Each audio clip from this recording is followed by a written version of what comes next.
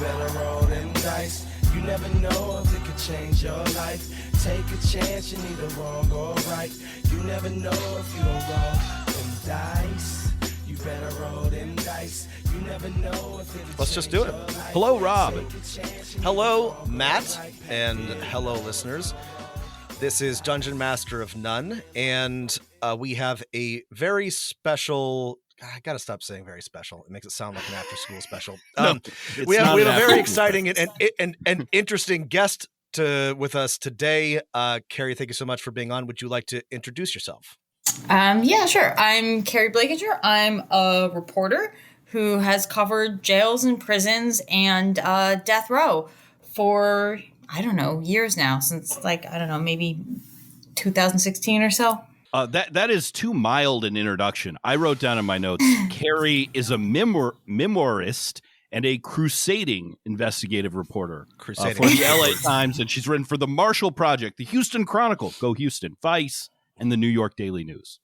And you're here to talk with us about your reporting that was published in the New York Times, the D&D Players of Death Row, about Tony Ford and Billy Wardlow. Yes, that was a story that was many years in the making. I revisited it before this, but you said you had been reporting on it for 6 years before it was published. Is that right? Off and on, yes. So I first heard about the Death Row D&D games back in probably 2017, maybe 2018.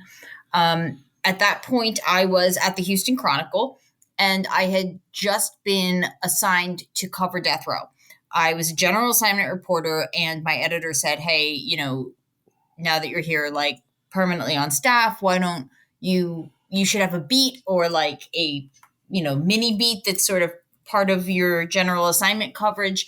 And why don't you cover Death Row? Because the Death Row reporter had just retired at that point. And I was like, sure.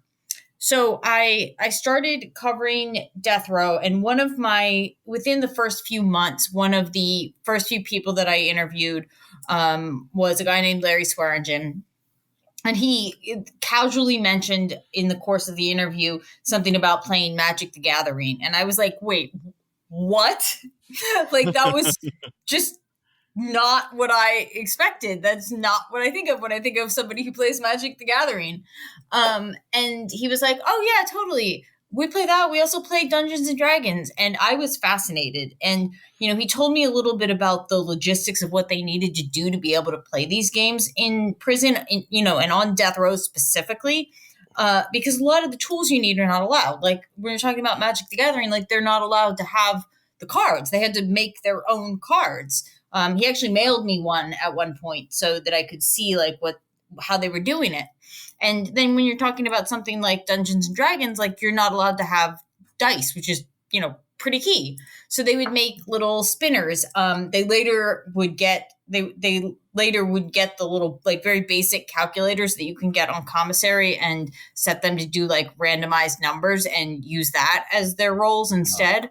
But there's all these little workarounds they had to do. And I was so fascinated by that. And then I was also really fascinated by the sense of community that this created and the way that these guys who were, just in, cages waiting to die basically for years, how they would use this as a way to sort of create community and redefine themselves and, imagine a different narrative and a world in which they could be the heroes and the good guys. Because, a lot of these guys came in really young. They spent 10, 20 years on death row, and, they're completely different people by the time that, their executions come around, or by the time that I'm interviewing them. And they're at a point where they'd like to imagine a different life in which, they didn't do those things and in which they can be the heroes. And in some ways, this is, the only world in which they can do that, and the only aspect of their lives in which they can have that amount of agency and choice and community. And I was interested in all of those things, but I was also concerned about writing about them because, I didn't want to put a story about, guys playing Dungeons and Dragons on the front page of the paper and have some prison official get mad and be like, why the fuck are they playing games in prison? Like, we're not cool with this, and do something to take it away. Because that just didn't feel like a thing that I want to come out of my reporting, right? Like, I don't want to do harm in my reporting just for the sake of a feature. So I sort of kept trying to learn more about their world for years. Whenever I was interviewing people about something else, I would always ask them, hey, do you play D&D? Tell me more. Because the other really interesting thing about this is that after I was initially told about it, that guy, Larry, he wasn't playing anymore, but he couldn't really tell me who was, because they often refer to each other only by like first names or by jail names. So he didn't necessarily know the actual names of people he'd been living next to or playing with for years. And I ran into that a lot. There was a lot of people that would tell me who they were playing with, and it would be ridiculous jail names that are not helpful in figuring out who someone actually is. Like, I don't know who Spider is, or like Half Dead, or like, you know. So amazing. So it also took a lot of work to try to like track down who played a lot, who was considered like good at it and sort of really central to their various D&D groups, and you know, who was good at explaining this world to me and telling me their story, and, you know, conveying the way that they used it to bond and create a sense of community. Because a lot of the people on death row are very mentally ill or very intellectually disabled, and they're not good at introducing you to this world or telling you their stories. So I picked away at that story for many years, and then eventually did a stage piece for Pop-Up Magazine about it, because Pop-Up Magazine was not recorded. So like, I figured that was my chance to put the story out there and see how people reacted, and get a sense of whether it was something that felt like it could be a written story, and, you know, something that could, you know, not at least do harm, right? So I did that, and then afterwards, the New York Times Magazine approached to ask if I had any stories I wanted to do with them, because I think I just gotten a new job at that point, and they were like, hey, you guys want to work together? And I was like, well, I do have this Dungeons and Dragons thing that could maybe be a magazine story. So I started reporting it as a magazine story in 2020, and then the pandemic hit, and I couldn't interview anyone in person for a year and a half. I was doing it all by snail mail. And then once they reopened visiting in like late 2021, I went back and started, you know, visiting again, and worked on continuing to try to construct this story. And I was very lucky, I think, that in the course of my reporting, there's been some changes on death row that I think made it safer to write this story. Because I think that the current administration there, if you write about, it used to be that if you wrote about a good thing in Texas prisons, you would guarantee they would take it away. And now I feel like it's more often the case that if you write about a good thing in Texas prisons, they're like, oh shit, we actually got some good publicity. We should keep doing this. So, you know, so that's been a positive change that happened to occur in the time frame of this very long reporting process. I am just curious.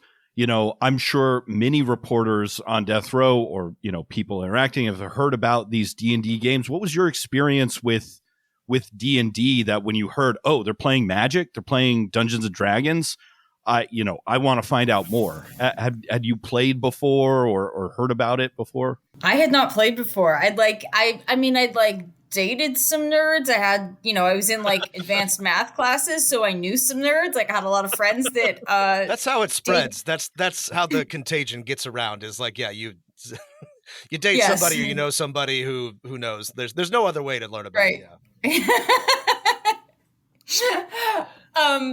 But yeah, I mean, it was not that I had any particular connections to the game.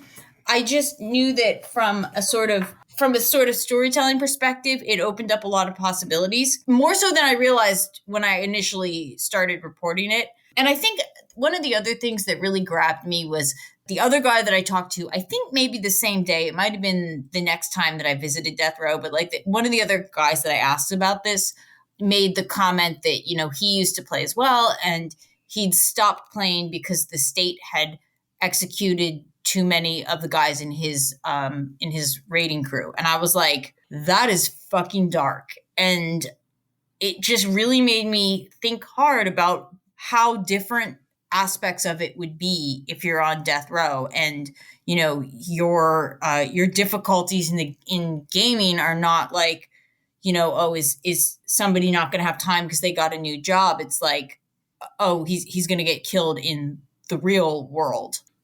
And that, I think, was part of what made me think about that's what made me, I think about exploring this more, because even something as I don't know, as wholesome as like D&D has just this other dark shadow over it when you're playing it on death row. And then as I got into it more, I also realized that what an escape this was, and how the guys sort of used this as their therapy and their chance to say things that they couldn't comfortably say or discuss otherwise. There's just, I realized that there was really a lot there, and there's a lot of ways to see people's humanity through how they approach this game. This is a big question, so answer it however you feel like. But like, a lot of our listeners are, Matt and I are both from Texas, but a lot of our listeners are from elsewhere in the country, and a lot of them are international. So I guess, could you tell us a little bit about like what Texas death row is like, and like what existing there is like, what sorts of people are there, how they interact with each other? Yeah, sure. So Texas death row has been, for the past 2 decades or so, one of the harshest death rows in the country. It wasn't always that way. It used to be more in line with what other states did, where you could, be people that behaved well enough could leave their cells sometimes and were not in constant solitary, and could hold, prison jobs and go to like educational classes and, things like that. And then there was an escape attempt in 1998. And afterwards, the prison system responded by putting everyone, which was at that point somewhere around 400 or 500 people, they responded by putting all of them in solitary forever. So death row has been in solitary since they made that change, which was right after the 98 escape. So they started like transitioning people to a higher maximum security prison, and they moved them all by 2001. And in the new prison, there were, no TVs. They didn't have jobs. They were just locked in, one-man cells all the time. In theory, they were allowed out for rec, up to 90 minutes a day, a few days a week. But in reality, that often doesn't happen just due to staffing issues. So they've been effectively in constant solitary since, the early 2000s. They get like one 15-minute phone call every 90 days. All of their visits are through glass. For a lot of people, the only time that they would feel human contact would be when a guard was handcuffing them to like take them to the shower or to a medical appointment or something. So that was how death row was for years. Things have started to change in the past like year or two. There's been a few ways in which they've started to loosen up restrictions. But even so, it's still one of the harshest death rows. That's what they're living in. And that is what the game is sort of helping them escape.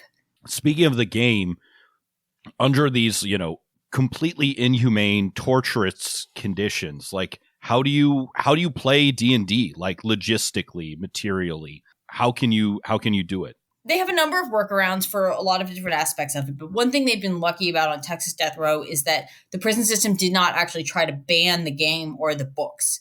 There are several states where the prison systems have banned D&D books for things like gang activity. So like, I think Michigan and Wisconsin have banned all D&D books, but Texas did not. So they did at least have that. But when it comes to how they actually communicate to play the game, there's a number of ways, some of which, they've asked me not to discuss. So I didn't get into a lot of detail about it in the article. But some of the things that I can talk about, like when they go out for rec one at a time, sometimes that just means one person gets out of their cell to sit in like the common room where they can then see all the other cells. So sometimes you can have one person who's out and at a table and able to talk to the other people. So that's one way. Sometimes, there's a certain amount of talking between cells that happens. And then, sometimes they're doing things like passing notes.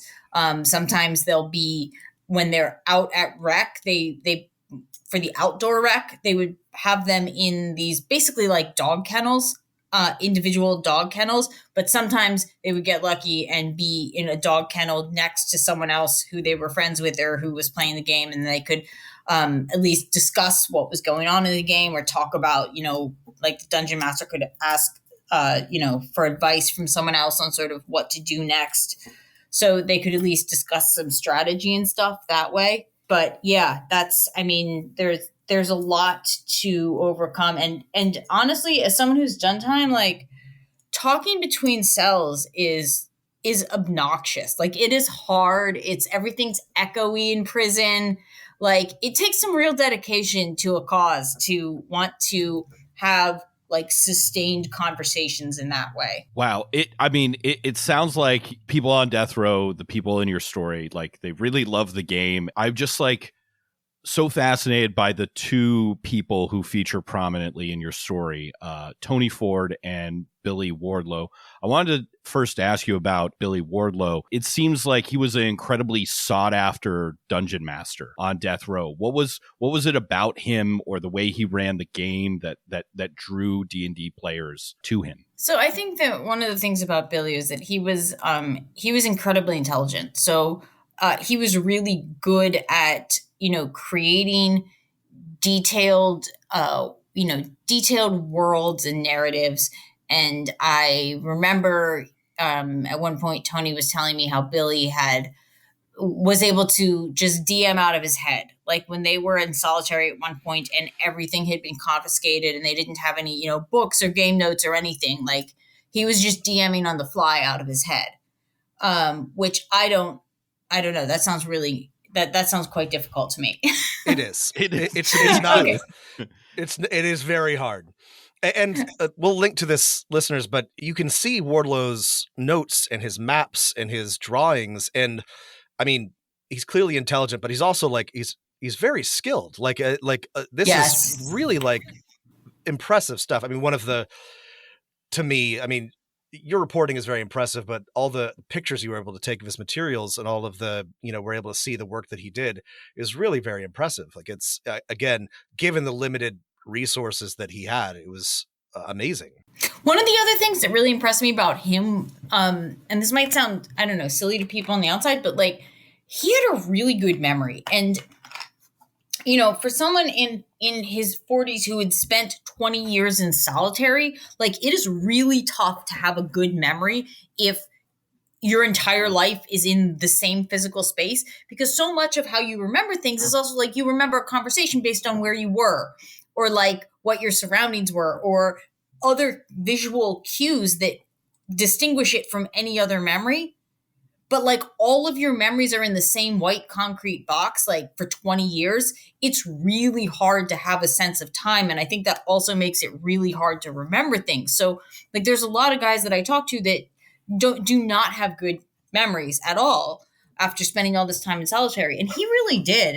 And it was really remarkable to be able to interview somebody who could have such good memory for detail, especially knowing and appreciating like what that means in his scenario. But I think another thing was that, Billy was sort of known as a peacemaker. The crime that had landed him on death row was something that he committed just after he turned 18. He had grown up in an extremely abusive home, and like he and his girlfriend at the time decided they were going to run off to Montana and start over.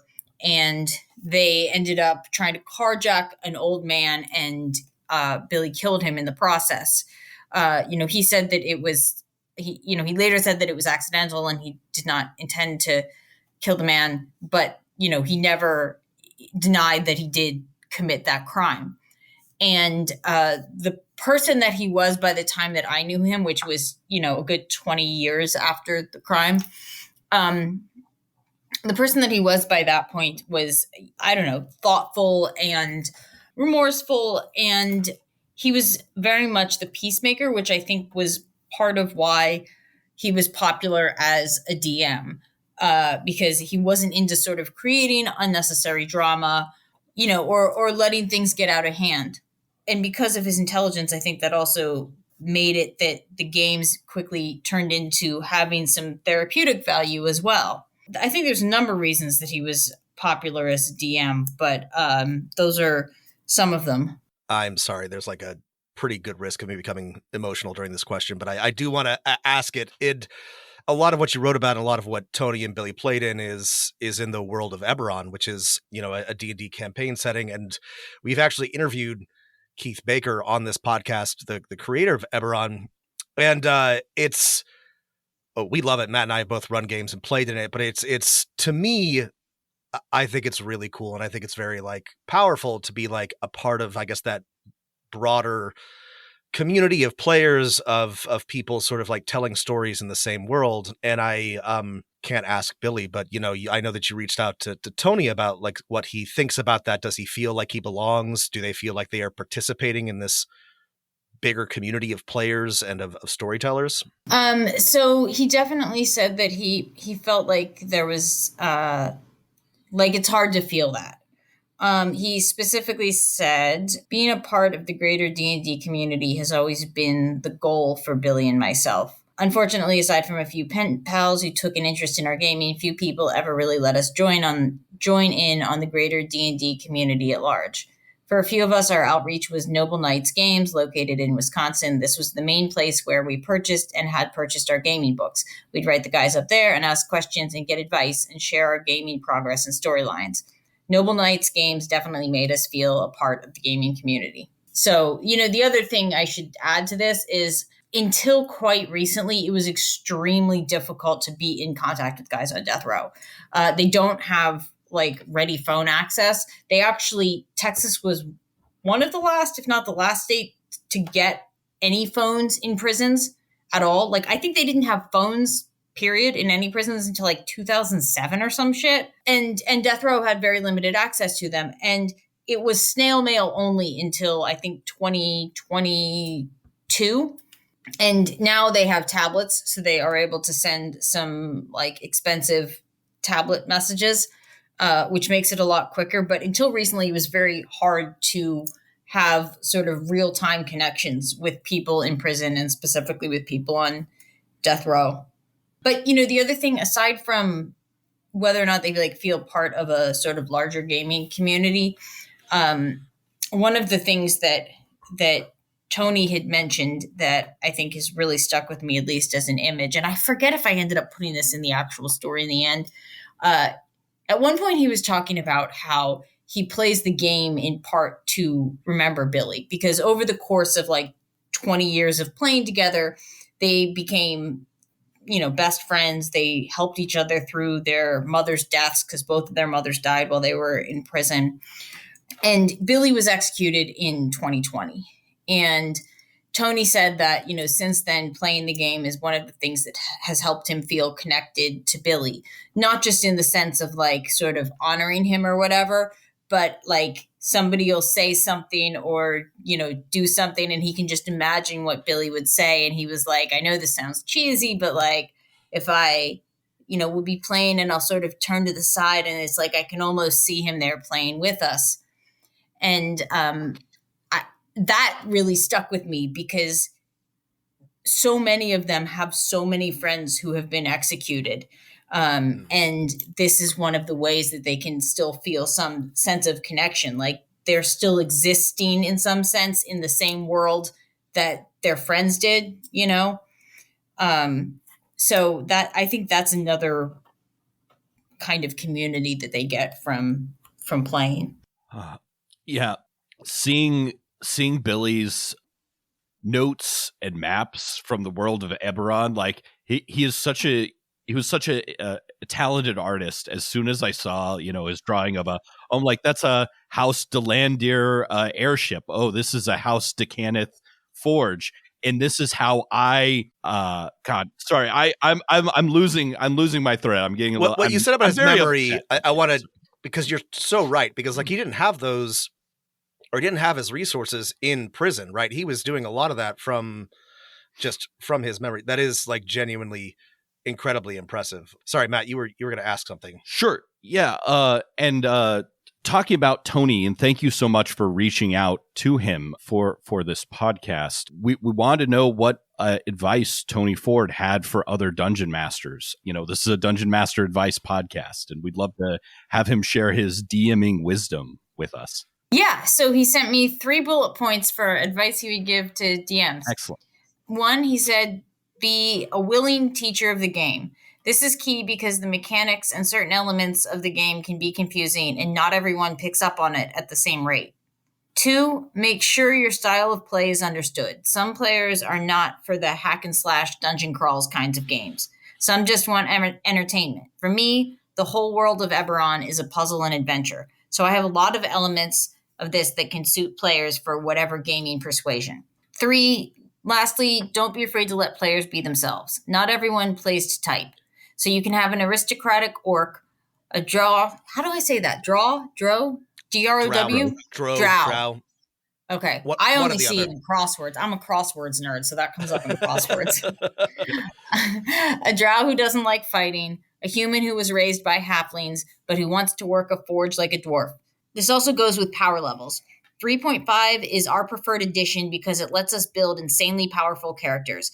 But stay in your wheelhouse. If you as a game master are not there, don't go there. You can lose control over your game pretty quickly, as I learned the hard way, as Billy and another gifted gamer named Steven proceeded to take my 1,000,000 gold piece starter money for not even mid-level characters.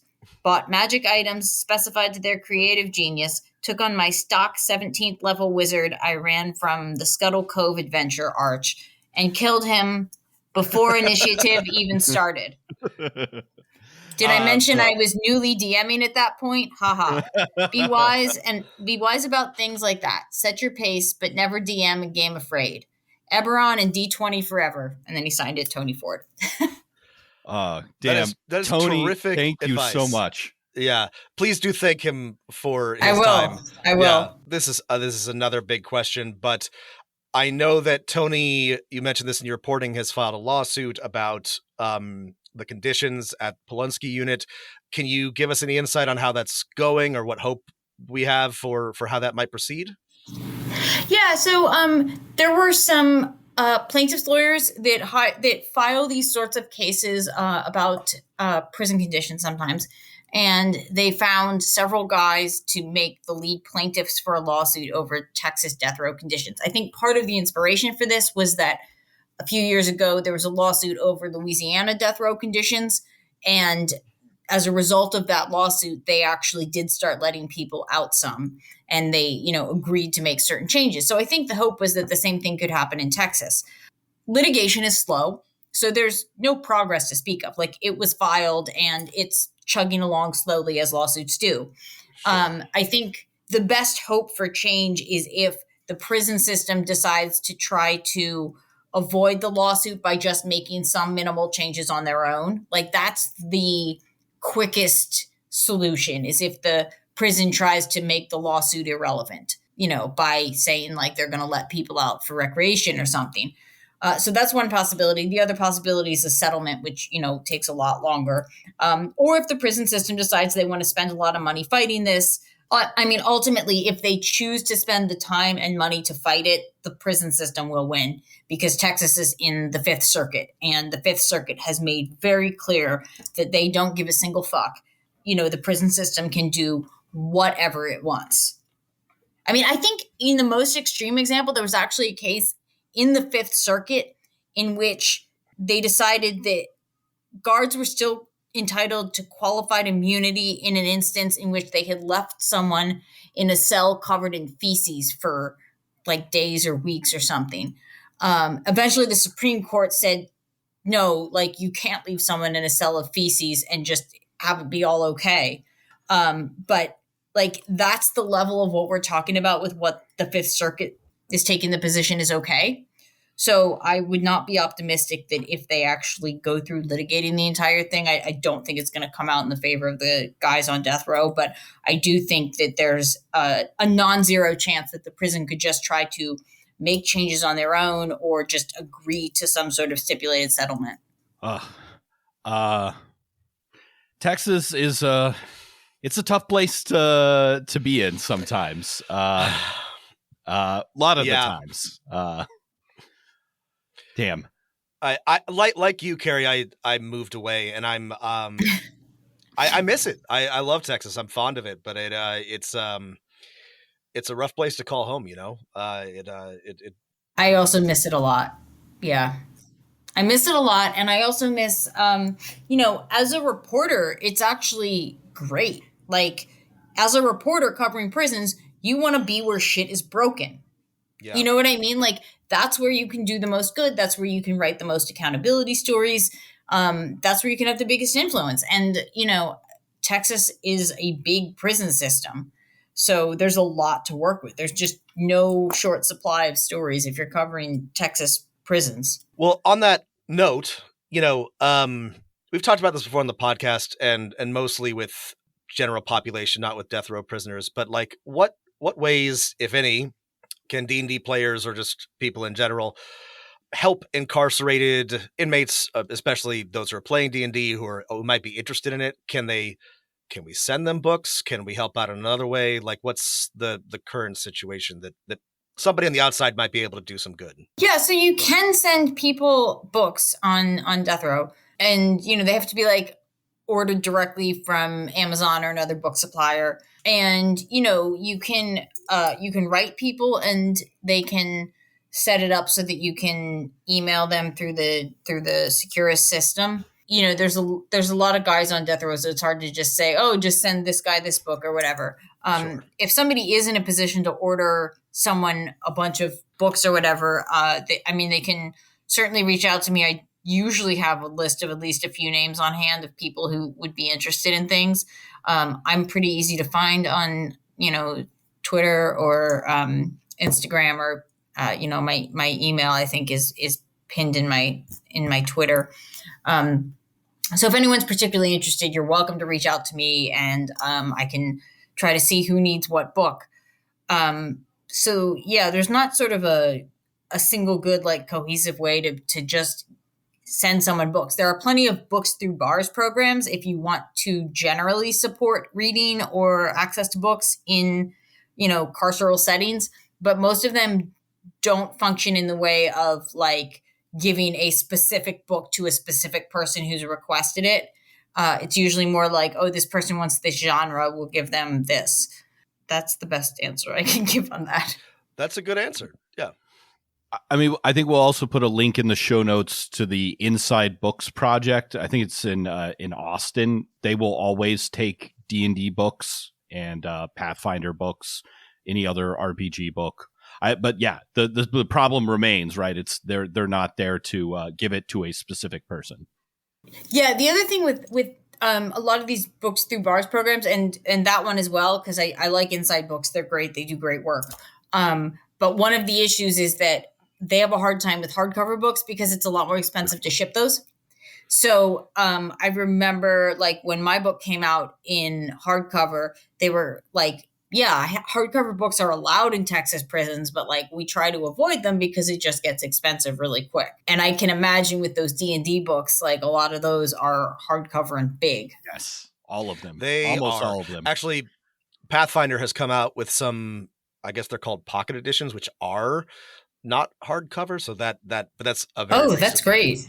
Yeah, that's a recent 3.5 compatible too. In like the last year. So I guess listeners or us, those might be a better thing to send than 3.5. But yeah, I was gonna just try and say before I got a little choked up.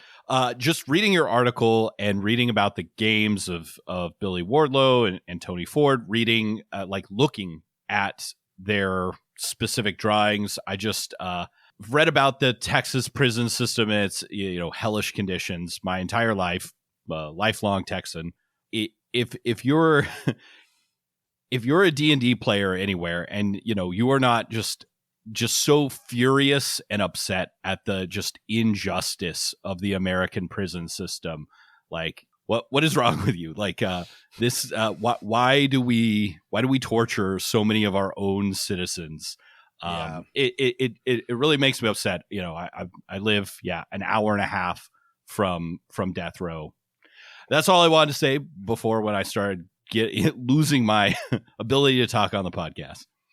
I think that people really don't broadly know quite how bad a lot of prisons are. And I think that for a lot of people, it's very easy to be quite dismissive of like, oh, well, you shouldn't have broke the law. Like that's a very common sentiment. There are certainly people on death row who are innocent. I'm not going to act like that's the majority of them. It's not. But I think it's also worth bearing in mind when we think about who we have sentenced to be surviving these conditions, that prisoners generally have a higher rate of mental illness and intellectual disability than the rest of the general population, and that's extremely true on death row. Mm-hmm. So even when we're talking about people who have done horrible things and are guilty of doing those horrible things, we're also talking about putting in some cases extremely intellectually disabled people or extremely mentally ill people in solitary confinement in unair conditioned cells. Now, I think they are cooled on Polonsky, but many people are in cells that are not cooled, with terrible conditions for years on end. And I think that's really key when we think about prison conditions and who specifically is being subjected to them. Yeah, I remember last time we were doing a drive of used books here in Houston that I was taking up to Inside Books in Austin. I messaged a bunch of people I knew who play D&D. I'm like, hey, give me your books. You want to buy some new ones? You want to donate your old D&D books? Taking them to Austin, and someone who was not like a good friend responded is like, well, I just don't know how I feel about I struggle to get time to play, that, oh, people should have all the time in the world to play in prison. I'm like, can you not even conceptualize like how awful you sound that you're denying even just a sliver of basic humanity to the tens of thousands of your fellow Texans. It made me so angry. Anyway, I will probably cut that from the episode, but just on my mad, I'm still mad at this person. We allow ourselves a little soapboxing on this podcast, but we try to keep it in.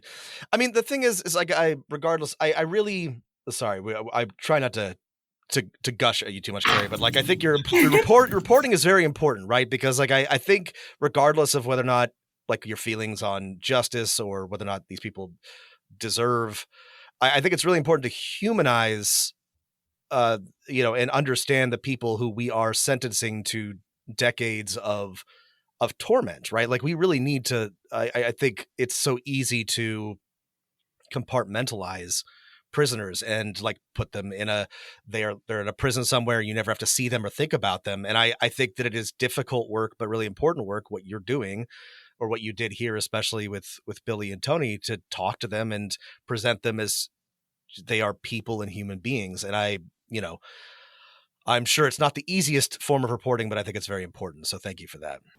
Thank you. Speaking of, yeah, what are you working on now? Yeah, what's if people want more of Keri Blakinger, where can they go or what can they read? Well, I mean, I do have a book. It's called Corrections in Ink. Came out in 2022, and it's about how I, did time myself and then got out and became a reporter who covers prisons. But I now work at the LA Times, so I cover the Los Angeles Sheriff's Department, which is, I would say, at least as fucked up as the Texas prison system. Yeah. I'm disappointed to let you all know. Can we reference LAPD or LASD gangs on this podcast? Am I allowed to? Oh my God. It's crazy. Okay. There's not gangs like that in TDCJ. Like, no. Yeah. No, there are groups of people that do bad things, but there's not like organized tattooed gangs with like numbered tattoos of it. Like, it's crazy. When I tell people that there are deputy gangs within the sheriff's department, they often think I'm sort of hyperbolically saying like cops are a gang. That's not what I mean. Like, I mean literal gangs. Like, okay. And then people will be like, they'll send me the definition of a criminal street gang and be like, this doesn't meet that. And I'm like, no.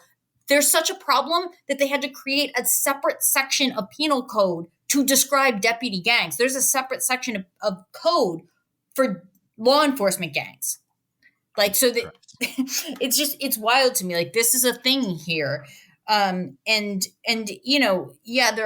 are people that are, in gangs that work in Texas prisons, but just not in this way. It's really remarkable the creative ways in which the criminal justice system is broken here. But I was kind of on a tangent there. The other thing that Sorry, I got you started. My bad. The other thing, though, back to, you're asking where people can see more of my work.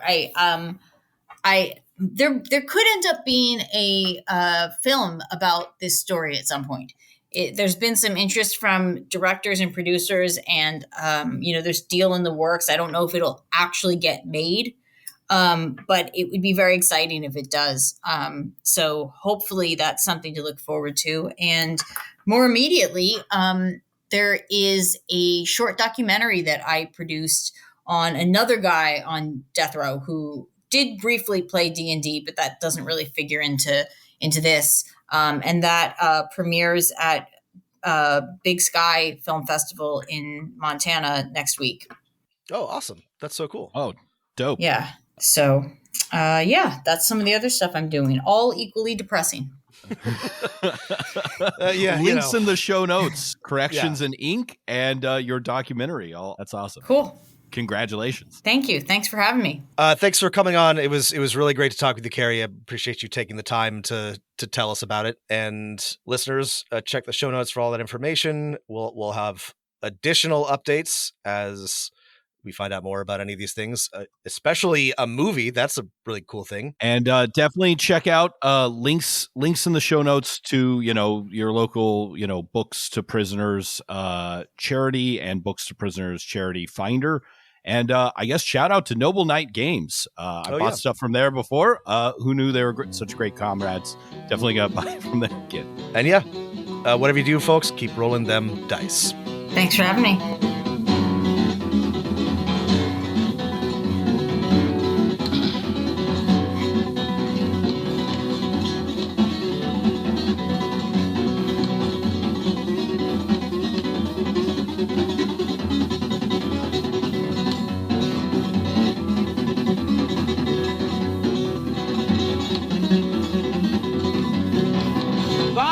Silver, Lord, did you bring me the gold?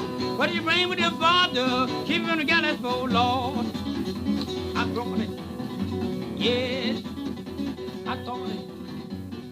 You would bring me